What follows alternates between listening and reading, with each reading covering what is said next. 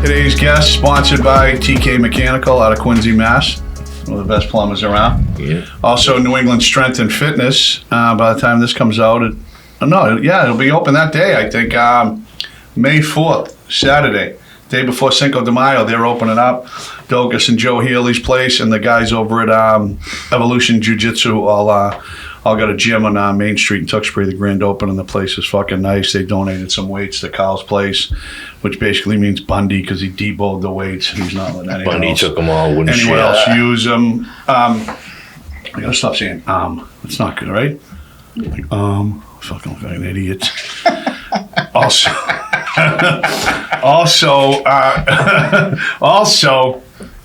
I got a bidet recently in my house after my trip to Asia with my girl. I realized they have a bidet in every bathroom, and it was amazing. So,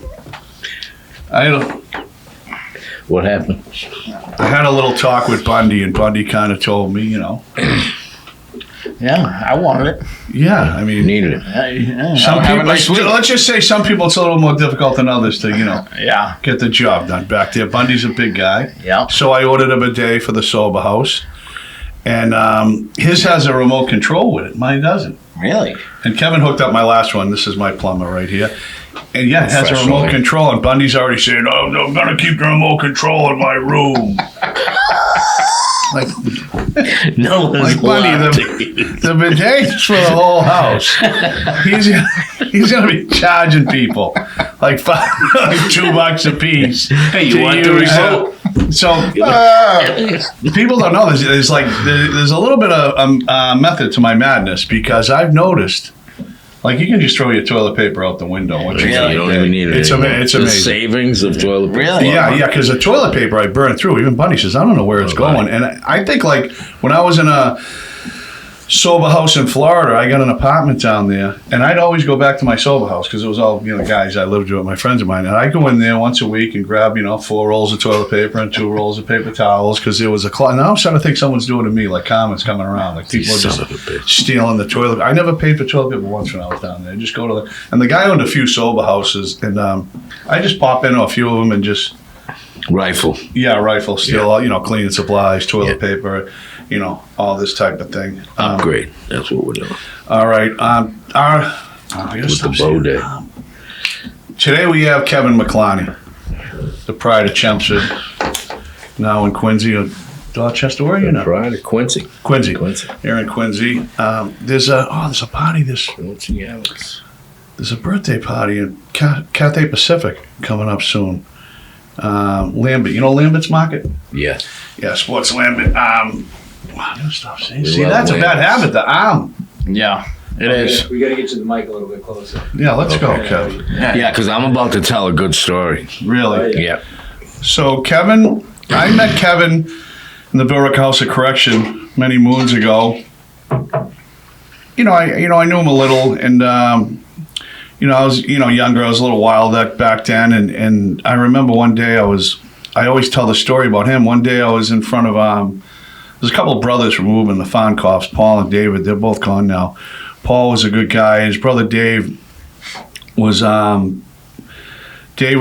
of like a street addict, and Paul was a tough prick. He was a tall, rangy guy, and he was an old school guy, and he'd been in his share of scrapes in there. Paul could throw his hands, and he put many people to sleep in there. And his brother David, actually, one time, I went to cop some heroin, and when I left, I actually called the cop one day with him on FaceTime. When I left getting the heroin, I picked up his brother David Fonkoff, and we got the heroin. When I dropped him off, I was driving down the street in Lowell. There was a police car in front of me. He pulled over and put on his blue lights, and I took a left. I didn't realize he was stopping for me.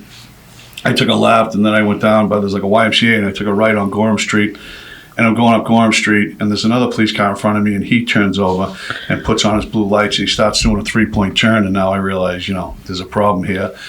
And I forget what it was, maybe 20 bags, and I'm putting them down in my pants, and he points at me to pull into a gas station, and I pulled up like next to a pump, and the police car comes flying in front of me, and then I look and I can see whoop, whoop, whoop, whoop, whoop, whoop, like 9 detective cars coming with the lights flashing. Now I'm like, oh, this isn't, a regular traffic stop. They're coming. And I was doing a lot of stuff back then, so my mind was like, it's over. They're coming for me for something serious that I did. I wasn't thinking that they had just watched me get heroin with this guy, Dave Fonkoff. That was the last thing on my mind, because I was doing so much stuff then that I was like, something bad's happening. So they like surrounded me, and this police officer, John Samaras, he's a Boston cop, and I actually, am friends with him now. Ironically, he's good friends with a friend of mine, and we met after this, but he wasn't a fan of mine at the time. And he stood out in front of the car, and he had his gun drawn. And I remember, like I say, when you're looking down the barrel of a gun, it looks like it's this big, And I remember real slowly, he said, "If you move, I will blow your fucking head off." And I immediately looked behind me, and they didn't have me boxed in. There was probably 8 police cars. So I immediately put it in reverse, and it was a blue IROC with a 350 V8 engine. I stomped it and, over the curb and spun around. I got in this big high-speed chase, and I actually got away. And they didn't even know who I was at the time. They found out after, obviously. But the moral of the story, or the point of the story, is Paul's brother David, who, he'd say it was a street junkie. And, people always say, oh, junkies, they'll rat you out, they'll smell their mother. This guy, he's told me afterwards, he said, I was in the backseat of the police car, because the second I dropped him off, they grabbed him. I just didn't even see it. He's the one who copped the dope for me. And he's like, I heard that whole chase. I spun around and went back at the police cars, and they crashed, went off the road. The cop tells a story. I got to have him on here, Samaras. But, and he goes, I listened to that whole thing in the back of the car, and they were like, tell us who was driving, and he held his mud, and he got a year in Billerica House of Correction. I mean, this is a guy you'd think in a second he'd tell one. You never know who's going to tell you. Sometimes it's those solid jail guys that, you get the paperwork, and you go, what the fuck? You know what I mean? Right. And it's the ones you least expect. But I was in front of their house, and Kevin pulled up, and he was always, everything, always working though. He was, do his things, a thief, never much of a drug dealer, I don't remember, but he always had a company. He did the spray insulation. Now he's got the plumbing business. But I remember he said, what are you, Mike Lee? I said, yeah. He said, what are you, dope sick? I was sick. I said, yeah. He gave me $100 bill or $50 bill. He said, here, go, and this is probably in, I don't know when it was, the 90s, right? And I never forgot that about him. It's when you're down and out and someone, does something like that for you, you just never forget it. And a lot of people, wouldn't do that, obviously. You know what I mean? Only the good ones. So with that, I'm gonna turn it over to Kevin. His brother Brian McLarney. They're all wrestlers from Chelmsford. All whole family good people. Comes from good stock. Like myself, my father's a good guy. I just chose to do what I did. You know what I mean? we have our faults, but I'm gonna turn it over to Kev. Tell us a little bit about yourself.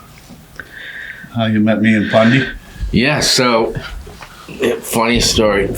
So I met these guys. I remember I met you, Mike, when Kevin Boutet was on the tier. What a tier that was. That God kid rest in peace. Yeah. My friend Kevin was one of my best friends. Was my best friend growing up. He I hung used to just himself start laughing looking at him. in Walpole on Christmas Day 4 years ago. Looked like the Cowardly Lion. Oh yeah, he did the Cowardly Lion. Did he was doing that good. Yeah. Yeah. So I met these guys back then, and so I remember I was in the Billerica House of Correction. I think I was waiting trial, and Bundy was on the tier the other end, and but I had every Playboy in the jail. I think I had to have 100. Yeah, you did. And I promised Bundy when I go I was going to give them to him, and I gave them to him. And he never shared one book with anybody in the jail. No, he's a terrible human. Playboys are very important in jail. Yeah, they were.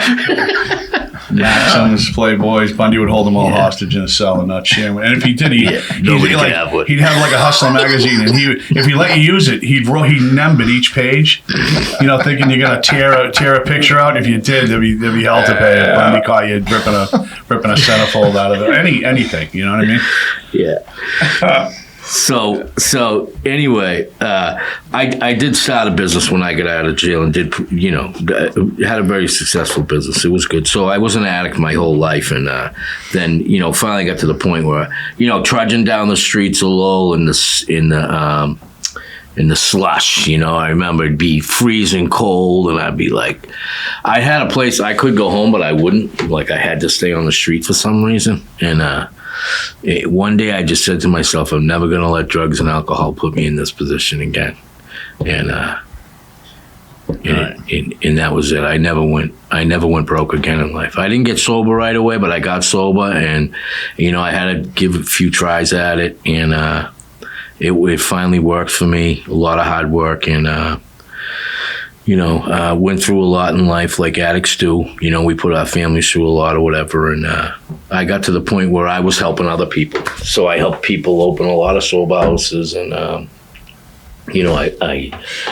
gave a lot of time to that to, give back because I got sober and, people helped me. I wanted to help other people. And that was the change, that was that change in life, not being selfish anymore, and caring about other people. And so my life went for a turn, and I started a business. It was successful. I hired a lot of guys out of the rehabs and stuff, and it worked out well for me. A lot of those guys still sober today. And, I ended up selling that business, and I had to wrap. I had 10 years probation, and I got arrested on something, and I had to go back and do 2 years. And I was like, so I'm in jail and I have a commercial on TV, and that's where the addiction took me. I was really successful in life, but I had a relapse, and next thing you know, I'm in jail, and I could see my commercial on TV. So when I got out that time, I started another business now, and I've been going at it for 7 years, and it's been well. But right before, in between that, I was fooling around a little bit, and Mike had a shop in Lowell. You had the shop. The good shop. The good shop. When Bundy lived That was nice. Bundy lived in there. I wish you still had it. And so here's the story. So Bundy, I had money anyway at the time. My business was going there. Right? I don't know. I just like doing dumb shit. So Bundy just got out, and Mike went to Florida. He was in Florida, and Bundy said, "Hey, we're gonna go out tonight. I rented this truck from this guy over here. We're gonna get this truck. We're gonna go get this equipment." So Bundy steals equipment. Everybody knows, right? So big equipment, nothing little. So we go to get the truck off the guy. He had given him the money. He said, "Hey, give me the keys." And the guy goes, "I can't find the keys." So Bundy goes, "Well, just give me the money." He goes, "Oh, I gave it to my wife. She went food shopping." So he clobbers the kid. Open, boom. Down the kid goes. I look over, the cops are parked right there, staring at us. They're at the stop sign. You know where the liquor store is up on the corner? They were right there at that stop sign. They were right there. Yeah. So I go, Bundy, the cops are right there. The cops look over, they just shake their head and drive away. See you later. The kid, so while we're distracted by the cops, the kid jumps up, starts jumping over fences. And Bundy chased right after him like a gazelle. He didn't move a muscle. He just stood there. Where the fuck is he going? the kid probably ran for 2 days. So we said, well, that was fun. So we go back to the shop. We're like, well, we still got to go steal this equipment. So we take one of Mike's trucks. We took Mike's truck without permission. We took it. So we took Mike's truck. Hold on. Public service announcement. Don't ever let Bundy use a truck if it has a trail hitch on it. That'll fucking warrant for your arrest in no time. So we go out to some town in the middle of the woods. So we get on a construction site, big construction site, and we're stealing this piece of equipment, and we got to get it in the back of the truck, and it's too heavy. And there's snow on the ground, but it's too heavy. We can't lift it up. So we're standing there like we own the place in the middle of the night. And Bundy's Googling how much fuel this thing holds. So he's like, yeah, it holds 130 gallons of fuel. So we dumped the fuel because that's 600 pounds, right? 700 pounds. So we dumped the fuel It's pouring out. We're standing in kerosene. 100 gallons of kerosene. I was soaked with it. So, ruined our clothes. What does Bundy do? Smoke a cigarette. Wasn't me. That was you. All right, I smoked a Hey, cigarette. middle of the fucking diesel fuel, all oil. We're in a pool of it. He's So sitting what- there smoking. We've been here for now an hour. Yeah. Like most people would get a little shook. You know, you're there that long. It's, you know, you're waiting for the cops to come, right? Which is, you know. So we finally get the thing on the truck, and it was probably 12 feet high, right? So we drive it home. So I take a picture of it because I think it's funny, and I send it to Mike, which was the mistake, because then he sees that it was in his truck. It was in his truck. So I think it was yellow. I think it was giant. Yeah, it was huge. I thing can't was big. believe we got back with it. The fucking bumper was touching the ground. What the fuck? Bundy, I let Bundy live in my shop. He got out of jail. So this shop I had, you could pull two cars in. There was like a bedroom downstairs, but he'd stay in the office upstairs because the computer was there. And you have to come down the stairs, and there was a bathroom. So I go over there one time, and I look out. Now, he's watching like granny porn on my computer, and there's food, Chinese food all over the desk. And I look out the back window of my shop. It's on the second floor. And I'm looking, and he'd drink this iced tea, the Lipton iced tea, the bottles. He still does. There's got to be 50 bottles filled up with piss, scattered all around the back of the shop. So he's pissing in the bottles. He's chucking it out the fucking window, right below my window, all my neighbors. And then I look like 5 feet in front of the window. There's a Ziploc bag filled with piss hanging off a branch. Like, you fucking savage. Like, instead of walking down the stairs to go to the bathroom, you actually filled up a Ziploc bag with urine and just fucking threw it out the window like a frisbee, and it's hanging on the fucking tree branch. I'm like, Now, what it was is it was middle of the summer, so it had the leaves on the trees. Yeah. So you couldn't see it. So I kept whipping the fucking bags out there. The bags. They would stick all over the fucking limbs. So when the fall came and the leaves started falling, It was like a Christmas tree. You look like a Christmas tree with all piss all over the place. Yeah, you know what? That was the best shop I ever had, and That was a good shop. I wish I never gave it up. The only reason I gave it up is Too bad you terrorized the landlord. that was the only way to get Bundy out of my shop was to just sell it. Otherwise, I needed He a had fucking squatters' rights. state police. He had fucking, squatters' rights. Yeah. I'm a squatter. He was a squatter, but yeah, Mr. Bundles. So That was a nice place. So McLarney, back to you A now. lot of hookers. Yeah. Fucking Yes, Bundy. it was. And Chinese food. There'd always be Chinese food. The good old days. Yeah. So Mr. McLarney, me and him, I ran around with him a little bit when I was using. A few times, bumped into him, got high together. I gotta stop saying, see, now I'm self-conscious of it. I always tell the story, but they broke into Mike's truck and they didn't steal his Maui Jims. He was so happy. They got my bottle of Clonopin. He couldn't believe My how sunglasses. stupid they were to leave those Maui Jims. Well, Tony Sousa's house. Tony Sousa's. He found me on Christmas. I've overdosed on Christmas 3 different times. One time I remember I had these Adidas shell toes, and they were Christmas editions. They were green. They were white with like green and red stripes. And the bottom of each sole, one of them said naughty and the other one said nice. I remember they were putting me in the ambulance, and the guy says, well, I guess you were naughty today, huh? Yeah, Like, yeah. But he found me overdosed another time on Christmas. Yeah. Tony Sousa. Did he ever tell you that one, buddy? Yeah. No, I don't know. Tony Sousa's, I pulled up on Christmas and the ambulance was there and they were just putting him in the ambulance. It was Christmas Eve. Right. And I was like, oh shit, man, that's Mike, and it was awful, I felt awful. I'm like, is he going to be all right? Well, you never know, right? Right. So I go in the house and, the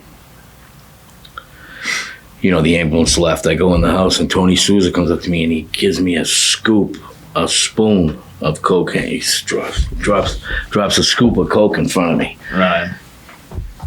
Takes off, gone. had a whole big bag of Coke. I'm like, whoa, where Tony got that? You know where he got it. Took it from Mike. So when he was trying to revive Mike, he must have been putting what? He must have been putting. He put ice. When I woke up in the emergency room after they knocked me and stuff, the first thing I did was put my hand down my pants. And I remember pulling out ice cubes, and there was, because I'm looking. He was putting ice on his balls to try to revive him. Yeah, and he found it back. That was it. It was all gone. Yeah, he didn't save me any. He ended up in that little cemetery on School Street. Yeah.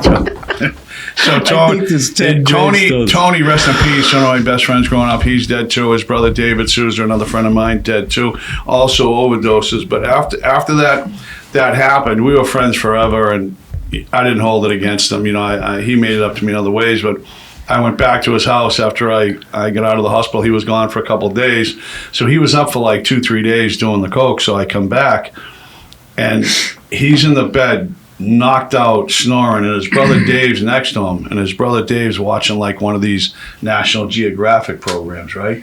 He goes, look at that. I look on the TV, and it's this giant snake. He goes, that fucking snake weighs 280 pounds. I go, what's the big deal? You got one fucking sleeping right next to you. Fucking snake that he is. Fat fuck. But yeah, he went down my pants and stole the coke that night, which wasn't good, but it was good for me. It was great. Yeah, wasn't good for me. Another Christmas. Yeah, Merry Christmas. Yeah. What year did you get sober now, Kev? And the other company was the insulation company, right? Yeah, he had the insulation company. That's a good one, blowing insulation. That's a good hustle, but the plumbing.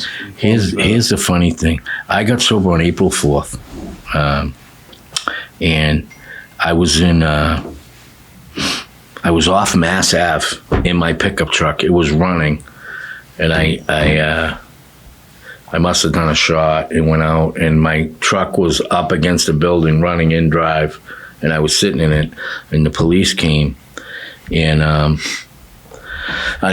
ex-girlfriend of mine was calling my phone, and she was actually an attorney. She was calling my phone over and over because she couldn't find me. She was worried about me, and the police answered the phone. This is Boston Police, and she's like, "Is Kevin there?" And he's like, "Yeah, he's passed out at the wheel of his truck."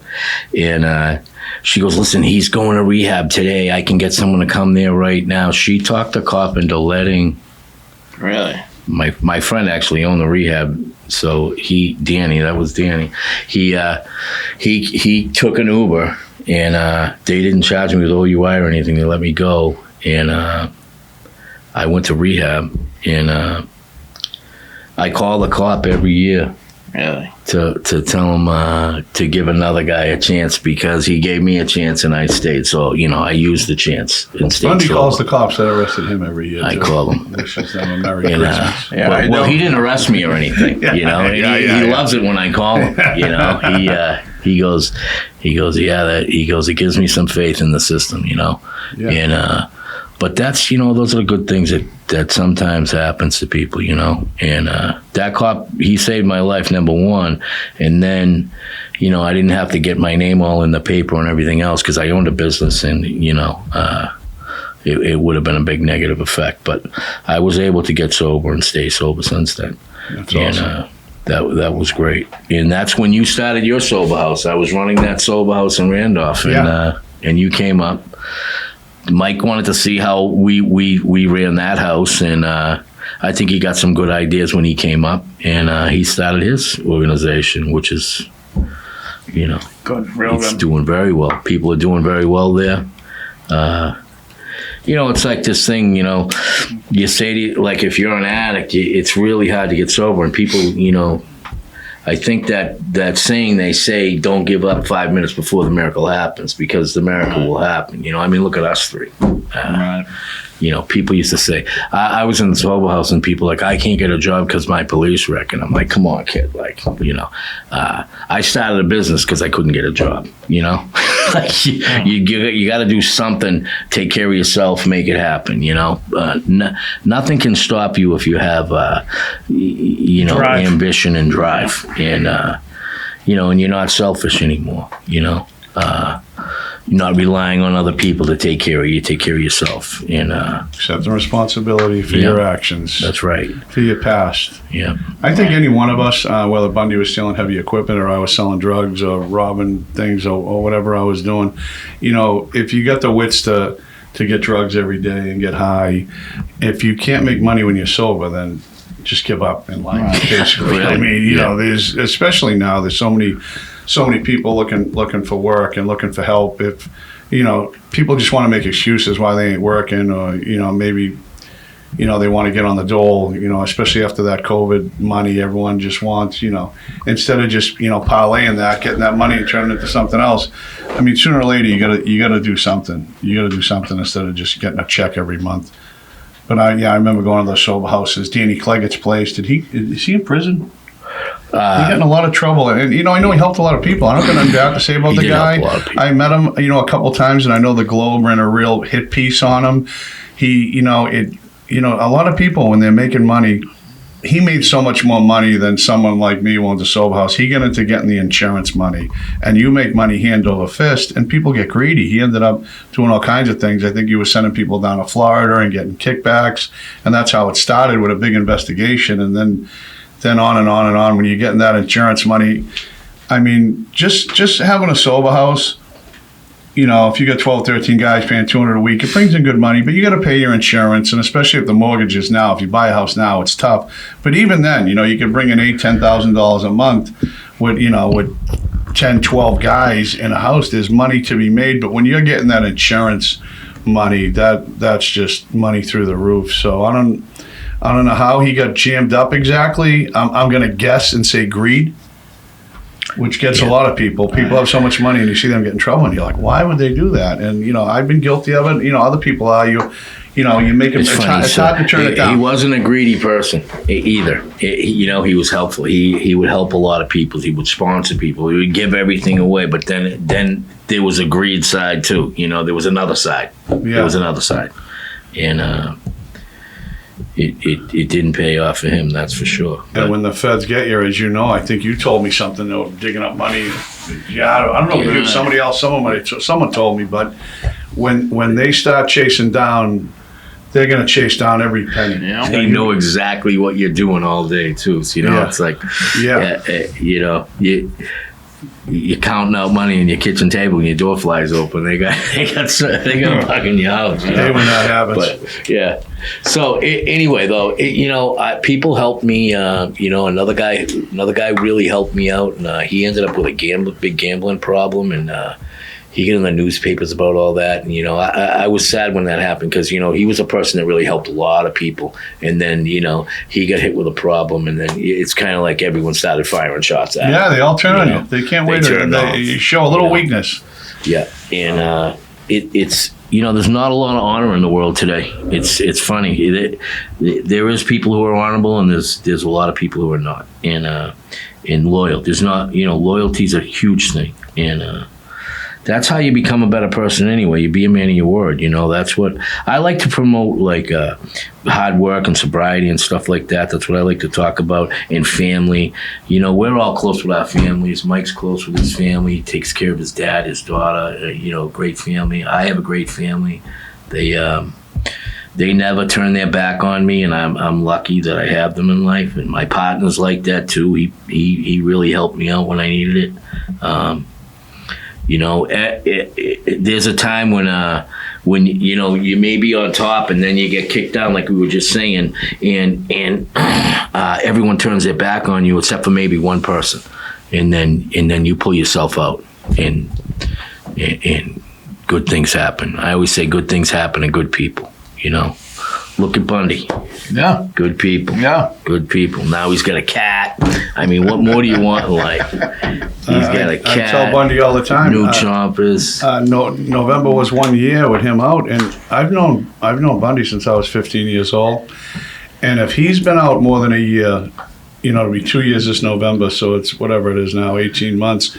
If he's been out 18 months in the last 25 years, which I don't think he has been, but I'll promise you this: if he was by some, stretch of the imagination, he was on the run with warrants, and as soon as they got him, it was over. Yeah. He might have been out over a year, once or twice, but like I said, the whole time he was committing crimes, they were looking for him, he was driving around in a stolen truck.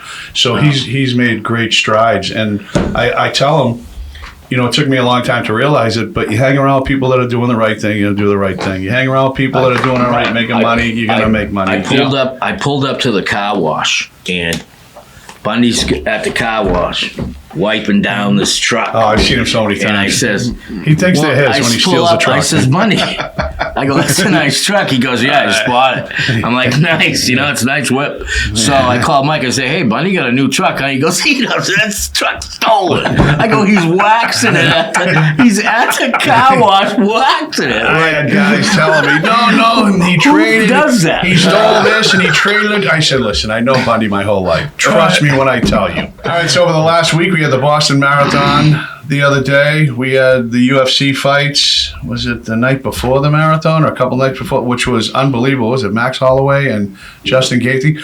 So I was watching that fight. I got to touch on this. Did you guys see it? No. Oh, my God. Max Holloway, at the end of the first round, he throws like a heel kick and breaks, how do you pronounce that? Gaethje? He broke his nose. Yeah, he broke his nose. I saw. So then he punishes him. That was a weird kick, huh? Yeah. Then he punishes him the rest of the fight. So it gets to the last round. I'm thinking of like my friend Michael Moore when he was beating George Foreman, and then he gets knocked out in the last round. I'm like, all this guy got to do is stay away from him. The fight's in the bag. And when there was 30 seconds left to go in the fight, he pointed down in the center of the ring, and they both just stood there winging punches, and he caught Gaethje and knocked him dead. Yeah. Face first down. I had so much respect for him, Max Holloway, after that. Because you get these fighters, say like like a Mayweather, these fighters, they're head on points, they run, and that's your thing. Hey, they're not going to be like Mayweather. He's not going to be punchy, right? You couldn't even hit the guy. He's on another level. But I didn't enjoy watching his fights.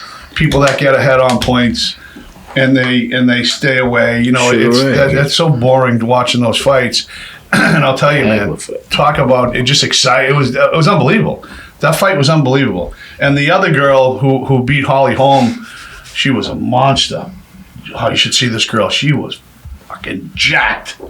Unbelievable. I'm like, this girl's going to be on juice, but then, they're not on juice. I don't want to take anything from her. She's obviously a, exceptional athlete. Yeah, she's just a badass. But that fight. I think they test for that, did they? Yeah, they got to. That fight was unbelievable. Holloway Gaethje, that was unreal. You can test 30 days after the fight. Yeah. Oh, really? Yeah. Because she's definitely That's how Tyson got caught. 30 days after the fight, he got caught. Boston Marathon, it was.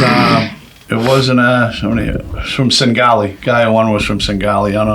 I'm not sure of his name. Local influencer, Davis Clark. You know who that is? Davis Clark ran the marathon. He had a viral video where he shit his pants after the marathon, like a lot of them do. Yeah, women do. It looked like he has a diet of pure strawberries because it just looked like fucking blood down in both sides. Really? It was like, oh yeah, I got to show you the video. But he had an unbelievable time. I forget what it was, but this kid, if you don't know him, he come out of nowhere a couple months ago and got like 200,000 followers in a few days, and he has exploded on the scene. And I met him at Peter Welch's gym, and then I saw him in the parade, and just what a good kid. Him and his brother Brennan. I don't know how you can hate on the kid. He's just very positive, always motivational stuff, and just a real nice, down to earth kid. And whatever he gets coming to him, good for him. I saw something. You already had an article in GQ, maybe Rolling Stone, something. Wow. Yeah. The kid's I think he's from Winchester. Him and his brother, but just a great kid. He ran the marathon, and so did his brother. Hats off to them. Hats off to anybody who runs 26.2 miles. It was a pretty hot day too. It was Mickey did it before, right? Yeah, Mickey's done it a couple of times. Mickey had a story once where he was out drinking all night the night before. They said they're gonna, they had a pasta meal. And he said they're gonna have a couple of beers. So he's like, Mike, I'm drinking. All of a sudden, 6 beers, 7 beers, 8 beers, and there's a guy, Joe Vale. He was a running coach. He lives across from Mickey. He was a running coach for some school, and he was a former Marine. He's an older guy. He always worked at the gym. Great guy, Joe Vale. Joe Vale, war hero too, Purple Heart, maybe Medal of Honor. And you don't talk about him much. Seriously. Those real guys like that. I remember when I found out, I go, Joe, really? He's like, yeah, I don't talk about it. Yeah, the real deal, this guy. And he says, Mike, I told Mickey, he said, if you have one more beer, I'm leaving you here. Of course, Mickey orders another beer now. He leaves him in the North End. Mickey drinks till like 2 in the morning. He gets up. He's like, I'm so hungover. He's running the marathon. He goes, I got like 3 miles left. I figured out where he was. Mickey could tell the story better than me. He goes, I'm running. He goes, I'm starting to cramp up. He goes, I just stopped. I got my hands on my knees, and I'm looking down. And he goes, and this old lady, he goes, she's about 70, stops and goes, you can do it, son. And she hands him like salt pills, whatever they take these pills. I don't know what exactly. Jesus. He'll tell me, he's like, I got this like 80-year-old lady running by me telling me I can do it. He goes, it just fired me up. He goes, I sprinted the last 3 miles. Mickey Ward, my guy. Mickey Ward. So yeah, running them. I mean, I couldn't imagine running a marathon. I mean, that is next level stuff. And if you break 3 hours, I forget what Davis did, but he broke 3 hours. I mean, he had a real good time. Amazing. His brother a little over 3 hours, but yeah, hats off to them. Like I said, anybody that ran that marathon, anybody that helped organize it, the cops, we all know what happened there 11 years ago. Martin Rich's family, his older brother ran it, the little kid who got killed. I think it was the second or third time he ran it. That was a good thing. A friend of mine, Steve Byrne, his kids, his son, threw out the first pitch of the Red Sox game. He was a victim in the bombing. Steve, he was with his 2 friends at the finish line, and at the last second, they decided, I believe, he decided to run across the street to the other side. When they hopped over the thing, when you see all the surveillance photos, the kid was right behind him with the hat on backwards with the backpack. He was right behind him, and he put the bag down, and right when they went over the thing, it went off, and Steve got hit with shrapnel all the way up the side. But there was a mailbox right there that saved him, but the 2 kids he was with both lost their legs. So he threw out the first pitch when Big Papi said, this is our fucking city and all that. Yeah. Then Steve threw out the first pitch, and he said some shit about Obama that they cut right out, and it wasn't on the news. And then the other day, his son threw out the first pitch. Opening day, Tim Wakefield thing going on there. Opening day, his and daughter they didn't even sell out. His daughter threw the pitch to Baratek. Yeah, that was the same day, right? Yeah. That was the same day. Did you see Gronk? Did you see Gronk throw out the first pitch? No. He Gronk spiked it. Did you see that, Jessica? Yes, he did. Dude, he wound up and just drilled it right down into the mountain. One of the greatest things I've ever seen in my life.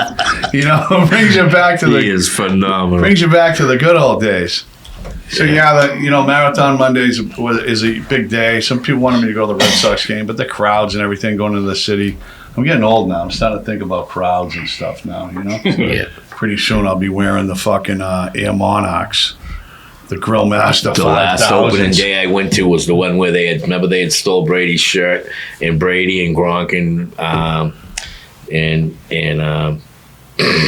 they were there at opening day, and Gronk stole a shirt and ran away. I was there when they walked out with the 5 trophies on the center field wall. Was that day? I was there for one of them when they were all there. Yeah, and Belichick was there. Brady got his shirt stolen after the game.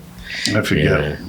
Gronk grabbed the shirt. Yeah, I miss Fenway Park. I just said they're not that good this year. I hope something happens next year. Let's see. Yeah, I mean, the old days. Get some cheap tickets for once. I can't believe they didn't sell out on opening day. I've been to many opening days because that's just a great atmosphere. Yeah. Great day to go there. I remember when we first got Manny Ramirez. I was sitting there and the first pitch they threw to him. I was with my son. I said, home run into the net. And they just signed Manny Ramirez, just comes out, the place goes wild. The first pitch, guy hits a line drive over the monster. They didn't have the seats in there. Right into the net. It was like it was a rainy day that day. Awesome. And that place erupted. And I love seeing him at the plate, man. Yeah. Just a natural hitter. Beautiful. Guys like that, they're just, amazing. They're just talented. They're just gifted to have that. Anybody who could hit a 90-mile-an-hour fastball, or see some of these guys, they wait for it to break. Or, I mean, I might get lucky and swing if you like if you're in the batting cages and you got it on 80, and you get the timing down. I'll get a piece of one. I'm no baseball player by any stretch, but we all played growing up and stuff. Might be able to hit one of them, but to hit a guy throwing 90 miles an hour and change-ups and curveballs, you got to be a freak. Standing in there. Roger Clemens throwing at your chin. I'd be diving down to the ground. I think it would curve be a strike right at the knees. I'd be thinking it's going to hit me in the head. You just got to be a freak. Any athlete, really, you're just gifted. I know it's a lot of hard work, but you're also gifted. Same with golf. These guys swing a golf club and just, I don't know how they do it, but they're Not just for gifted. us. We're good at other stuff. Yeah, Like everyone's Bundy. good at something. Yeah. Yeah, we are. We got the Boston Celtics, right, Justin? Stuff. What's the Sunday's odds for them big to day. win the East? I mean, that's the bet, right? Talking to Joel earlier, that's the bet. I mean, that should be a layup for them to win the East. Yeah. It's got to be crazy odds, right? Because they have to win the East. And what do you, Miami? There's just no way they don't win the East. No. They're favorites to win it all. And I'm just going to be positive here. They're going to win it all. I Let's don't see want to what think happens with the Lakers in Denver. Yeah, Denver and Milwaukee. There's some stuff. There's some teams out there, but man, if they can't do it this year, I hate to say it. There's a lot of pressure on them. There's a lot of pressure on them. So, Sal, what about the Bruins? I went to the Bruins game the other night. It was a terrible game. Yeah, they were losing. I know you were there, and I drove by. What was the final score? 4-1, 5-1. Yeah, you can see the score up on I there. was on the phone with Bundy. I go, they're losing. Who'd you go with? Just you? Jordan. Yeah. Oh, my daughter. Nice. Oh, my daughter went to the game. Mr. Bundles. You talking Yeah. about the grill piece? Yeah. So Mr. Bundles got his teeth pulled. So Best-looking gentleman. he had he had the hockey player teeth in the front. He had like the 3, 4. Partial. Yeah, the partial right in the front. So he had the other ones pulled, and he's waiting to get. He wouldn't let them pull him unless they gave him. Yeah, I said I need the teeth. And I need teeth. And I wanted. I ain't walking around too I much wanted with you no with teeth. no teeth. I wanted no teeth, Bundy. So they gave me the teeth. On the podcast. So Bundy did what I did. So We're going to have him gum down Bundy- the sausage Fenway Frank. Bundy, Hey, they're white too. Look out. Bundy, give it, gum and a Yeah, peanut white. butter and jelly sang to death over there with his chin touching his nose. So Bundy did what I did. I told Bundy when I was getting the implants and the veneers, so many people come up to me. John Sullivan was one person who said to me, "Oh, you want him to look natural. You want him to be like a little, yellow, not yellow, but like a little tint to him." I said, "Listen, thanks for the advice, sir, but I've had yellow teeth for the last 20 years. My teeth are going to be as white as the driven snow." Do your own bid. I said, as a matter of fact, now that you say that, I'm going to get diamonds in my teeth, which I did. What you did. Yeah. And there's a few more coming. Yeah, I get a couple more diamonds. So Some big ones in let the front too. everyone I got know 4. we're going to look different next Yeah, podcast. I said, thank you for the advice, though, for telling me to spend $15,000 to get yellow teeth. So Bundy did the same. They're like, they're going to be what they say, a tea color? Yeah, tea color. Yeah, no, you should have said no They're gonna coffee. blend in good with your bottom teeth. I'll go with the snow color. I want them white. Yeah, so Mr. Bundles. So now what? They're going to do the bottom? No, the bottoms are fine. All right. I'm just doing the whitening. Yeah, you Bleaching. can't really see them Yeah, anyway, the yeah. bottoms, Yeah, bottom teeth are good. Good. Bundy's been, thanks to Brock Dokas, Animal lover. Oh, yeah. with the weights, Bundy's been crushing it. I mean, he gave us like $800 worth of weights and a rack that probably would have been 1,000 pounds of dumbbells. Yeah, like 800 pounds in dumbbells, but then that rack, the dumbbell rack, was a couple $100. So Yeah. that was big. The floor mats. Yeah, he gave us a little mat. The Sober House basement. But now he's got me, Brock. Yeah, I can never say no to anything he asks me. Don't tell he him I owns said you. that. He though. owns you now. Imagine he asked me we get something. you I off say soon, no. though. He knows it. He knows it already. That's why I'm plugging the shit out of his gym. Hey, listen, motherfucker. Yeah. This counts for something. The old Gold's Gym is now Yeah, the old Golds on Main the Street, old Tewksbury. Gold's. Yeah. But Brock, Jim too. Brock and Joe and Even Evolution, they train a lot of high school athletes, college athletes. A couple went to the pros. A couple D1 guys started there, and he's real good with the kids. He also works with another kid. What's his name? But he has like a football training thing, especially quarterbacks. He's real good. I forget his name on Instagram. But yeah, they develop these kids and they work them hard. My friend Kevin Richardson's son Jack and Brady both go there, and they're beasts. And and he gets them kids fired up, and it's a real good program he runs there. He had another place in Lowell, and I don't know if they started out where the West End gym was. Joe had the place downstairs with my buddy Moose, Kevin Cologne. Kevin, congratulations. Kevin just got married. Didn't invite me to the wedding. He's out in LA. He's out in LA now. But him and Kevin started New England Strength and Fitness in downstairs from the West End gym, and then they had another place off Middlesex Street, and now he was good friends with the guys, the Brazilian kids who do the Evolution Jiu-Jitsu, and they went together and opened this gym. So they have everything there, They have everything. They even got the cold plunge upstairs. So I'm pretty psyched. They made me pay full price for the membership. Did you do the cold plunge already? It's nothing. You kidding me? Nah. They said 3 minutes. I was in there for 10 minutes. I sent my girl to go get me an iced coffee while I was in that thing. There's nothing. No, That's a nice place. I stayed in there 3 minutes. I was staring at the clock the whole time. Yeah, it was like 35 degrees or 30 degrees. I forget what the water was. But you got these guys that do that stuff all the time, and they always talk about the health benefits of it. I mean, you get the guys in South Boston at the L that have been doing it for fucking 20 years, Yeah. They had you, The can I polar say bears. that? Goodman, the Big Brian, and Marky and Brian, and all those guys. The other guy who refs the fights, I forget his name, but you got guys down the L that have been going in the ocean like that. Tommy Keene, you know Kano? You know Kano?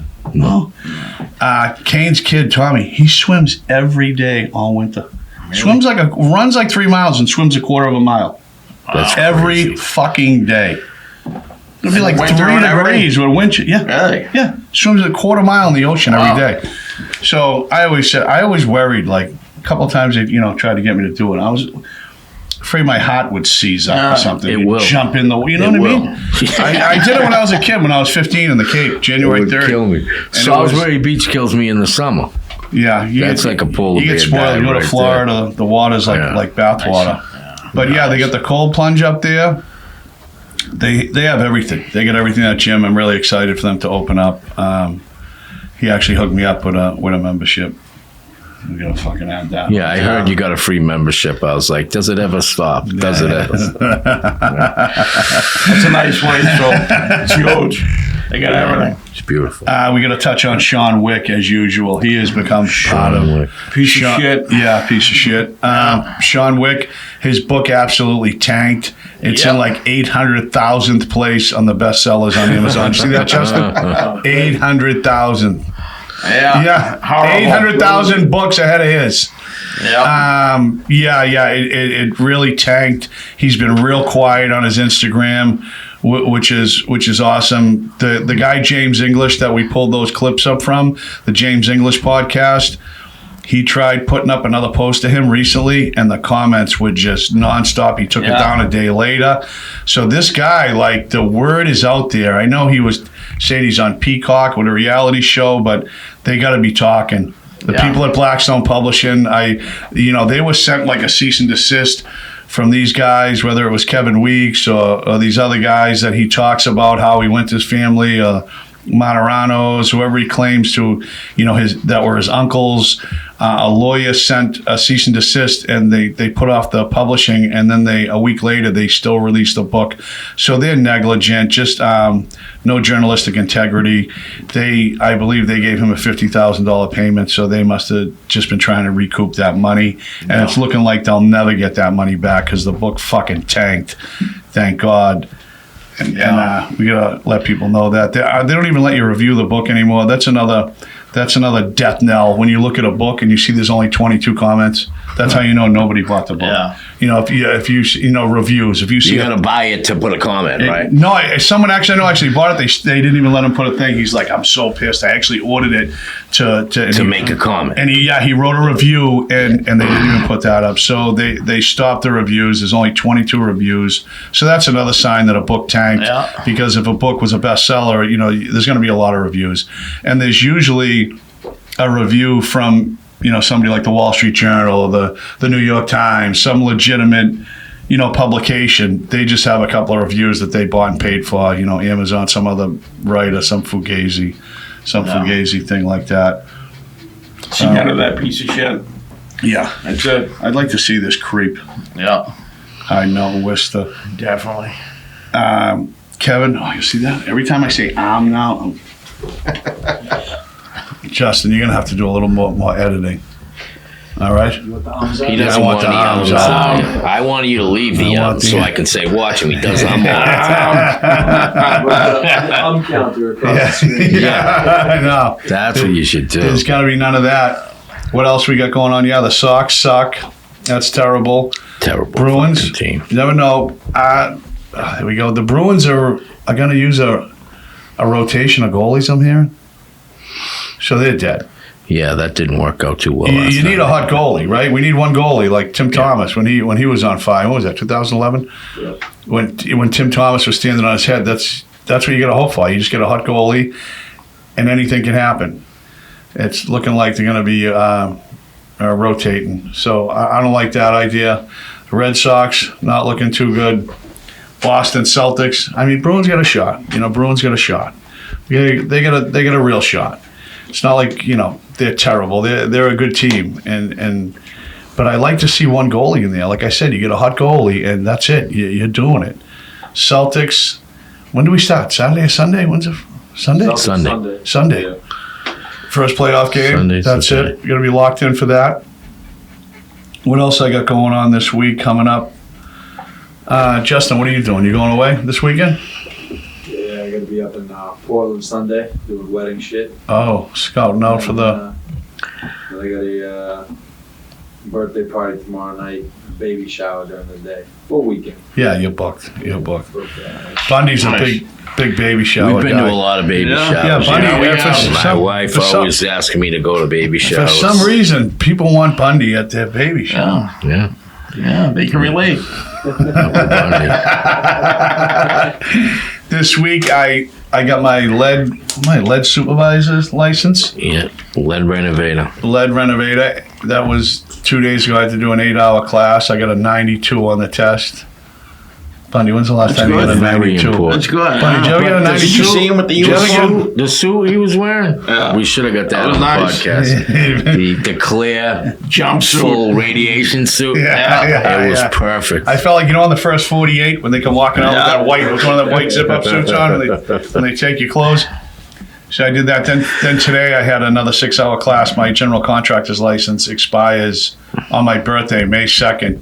55 years old, May There we 2nd. go. Nice.